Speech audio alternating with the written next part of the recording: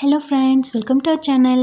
இன்றைக்கி வீடியோவில் கால்சியம் சத்து, இரும்பு சத்து அதிகம் இருக்கிற ராகியை வச்சு டேஸ்டியான ஹெல்த்தியான ராகி அல்வா தாங்க எப்படி செய்கிறதுன்னு பார்க்க போகிறோம். வாங்க வீடியோக்குள்ளே போகலாம். அதுக்கு முன்னாடி சேனலை சப்ஸ்கிரைப் பண்ணாதவங்க மறக்காமல் சப்ஸ்கிரைப் பண்ணிக்கோங்க. நான் இன்றைக்கி ஒரு கப் அளவுக்கு ஃப்ரெஷ்ஷான ராகி மாவு எடுத்திருக்கேன். இது கிட்டத்தட்ட 250 கிராம் ஆகும். நம்ம எந்த கப்பில் மாவு எடுக்கிறோமோ அதே கப்பில் 2 கப் அளவுக்கு தண்ணி சேர்த்துக்கலாம். சேர்த்துட்டு ஒரு விஸ்கு வச்சு நல்லா கட்டி இல்லாமல் மிக்ஸ் பண்ணிக்கலாம். நீங்கள் ராகி மாவு எடுக்காமல் முழு ராகியை கூட ஊற வச்சு அரைச்சி அதோட பால் எடுத்து கூட செய்யலாம். இது கொஞ்சம் ஈஸி அப்படிங்கிறதுனால நான் இப்படி ட்ரை பண்ணியிருக்கேன்.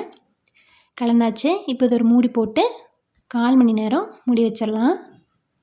1/4 மணி நேரம் ஆனதுக்கப்புறம் இப்போ அது ஒரு ஃபில்டர் வச்சு ஃபில்டர் பண்ணி எடுத்துக்கலாம். தண்ணியை மட்டும் ஒயிட் கிளாத் இருந்தால் நீங்கள் ஒயிட் கிளாத்தில் கூட தண்ணியை மட்டும் வடித்து எடுத்துக்கலாம். ஏன்னா ராகி மாவு அந்தளவுக்கு நைஸாக இருக்காது அப்படிங்கிறதுனால நம்ம ஹல்வாக்கு கரெக்டாக இருக்காது அப்படிங்கிறதுனால நான் இப்படி எடுத்திருக்கேன். இந்த மாதிரி வடித்து எடுத்துக்கோங்க. இவ்வளோ தண்ணி இருக்கும் இந்த மாதிரி. நெக்ஸ்ட்டு ஒரு கடாயில் நம்ம எந்த கப்பில் மாவு எடுத்தோமோ அதே கப்பில் 1 கப் அளவுக்கு நாட்டு சர்க்கரை இல்லைனா வெல்லம் சேர்த்துக்கோங்க. சேர்த்துட்டு 1/4 கப் அளவுக்கு மட்டும் தண்ணி சேர்த்துக்கலாம். அதிகமாக சேர்த்துறாதீங்க. இந்த ஹல்வாக்கு பாவுப்பதம் கம்பிப்பதம் எதுவுமே தேவையில்லை. சேர்த்துட்டு நல்லா மிக்ஸ் பண்ணிக்கலாம். தண்ணி நல்லா கொதித்து வரணும். இந்த மாதிரி கொதிக்கும்போது அடுப்பை லோ ஃப்ளேமில் வச்சுட்டு நம்ம எடுத்து வச்சுருக்க ராகி பாலை உள்ளே சேர்த்துக்கலாம். அந்த தண்ணியை இதில் தண்ணியெல்லாம் நீங்கள் எதுவுமே சேர்த்துடக்கூடாது. நம்ம அடித்து வச்சுருக்கிறத மட்டும் சேர்த்துக்கலாம். சேர்த்துட்டு ஒரு விஸ்கு வச்சு நல்லா மிக்ஸ் பண்ணிகிட்டே இருக்கணும்.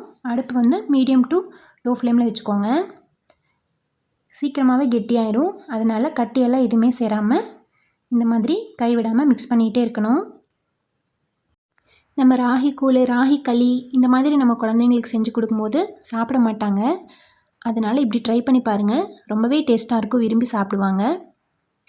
இப்போ பாருங்கள், ஓரளவுக்கு கெட்டியாயிடுச்சு. இப்போ தான் கட்டியாகும். அதனால் கைவிடாமல் நல்லா மிக்ஸ் பண்ணிக்கலாம். இந்த அளவுக்கு கெட்டியானதும் 1 டேபிள் ஸ்பூன் அளவுக்கு நெய்யும் கொஞ்சமாக ஏலக்காய் தூளும் சேர்த்துக்கலாம் வாசனைக்காக. சேர்த்துட்டு நல்லா மிக்ஸ் பண்ணிக்கலாம்.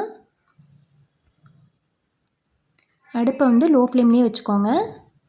அப்படின்னா அடிப்பிடிக்கும். அந்த நெய் எல்லாமே நல்லா மாவோட மிக்ஸ் ஆகணும். அந்தளவுக்கு நல்லா மிக்ஸ் பண்ணிக்கோங்க. இன்னுமே நல்லா கெட்டியாக வரும். மொத்தமாக ஒரு 10லேருந்து 15 நிமிஷம் ஆகும் இது ரெடி ஆகிறதுக்கு. இப்போது இன்னும் ஒரே ஒரு டேபிள் ஸ்பூன் அளவுக்கு நெய் சேர்த்துக்கலாம். மொத்தமாகவே 2 டேபிள் ஸ்பூன் அளவுக்கு நம்ம நெய் சேர்த்துருக்கோம். அவ்வளோதான். இதுக்கு மேலே நம்ம சேர்க்க போகிறதில்ல. சேர்த்துட்டு நல்லா மிக்ஸ் பண்ணிக்கலாம்.